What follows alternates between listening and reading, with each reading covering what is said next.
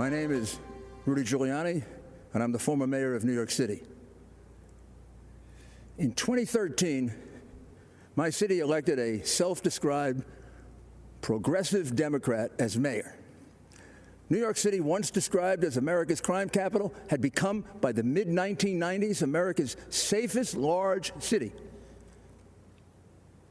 Now today, my city is in shock. Murders, shootings, and violent crime are increasing at percentages unheard of in the past. We're seeing the return of rioting and looting. During riots, this Democrat mayor, like others, has often prevented the police from making arrests. And even when arrests are made, liberal, progressive DAs release the rioters so as not to disrupt the rioting. New Yorkers wonder, how did we get overwhelmed by crime so quickly and decline so fast? Don't let Democrats do to America what they have done to New York. Again, the Democrats are urging you to vote for an obviously defective candidate. Biden has changed his principles so often, he no longer has any principles. He's a Trojan horse with Bernie, AOC, Pelosi, Black Lives Matter, and his party's entire left wing, just waiting to execute their pro-criminal, anti-police socialist policies. The whole unprecedented wave of lawlessness began with a truly just cause: the unforgivable police killing of George Floyd in Minneapolis. Peaceful protests began all over the land. The condemnation of the killing was universal, from President Trump to Democrat leaders.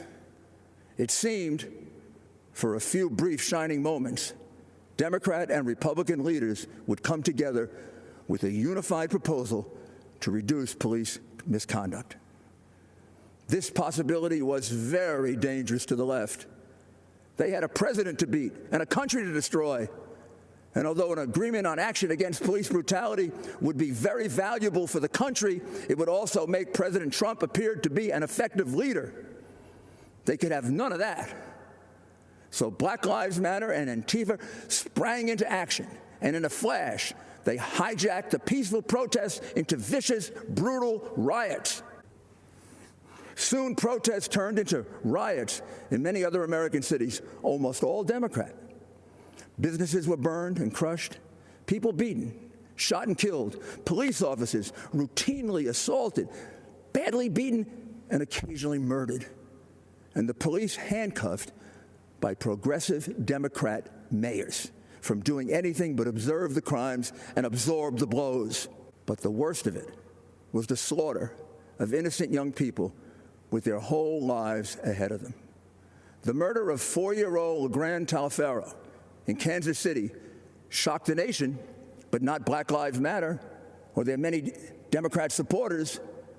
17-year-old basketball star Brandon Hendricks was killed in the Bronx just days after graduating high school and on his way to St. John's to play basketball. He passed with only a brief mention. 1-year-old Davil Gardner Jr. was shot and killed in a stroller at a cookout in Brooklyn, and it caused no outrage. For President Trump and for us Republicans, all Black lives matter, and the lives of LeGrand and Brandon and Davil matter to us. All lives matter to us. These continuous riots in Democratic cities gives you a good view of the future under Biden.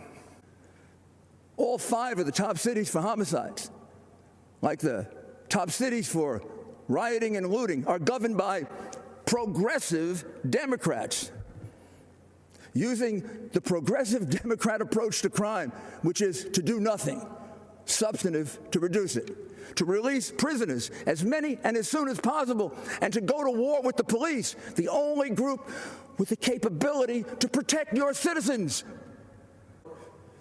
It is clear that a vote for Biden and the Democrats creates the risk that you will bring this lawlessness to your city, to your town, to your suburb.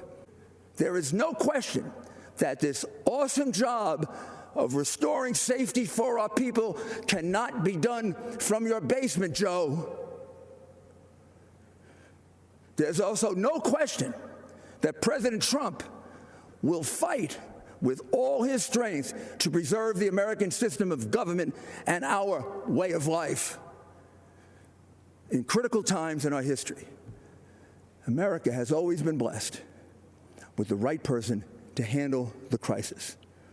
Washington, Lincoln, Roosevelt, Reagan were perfect for the challenges they faced and brought our nation through gloriously. President Trump, with his boundless love of our country and all our people, his disciplined work ethic, his exceptional ability to inspire, and his deep understanding of our system of government and the strength of American values is the man we can trust to preserve and even improve our way of life. Mr. President, make our nation safe again.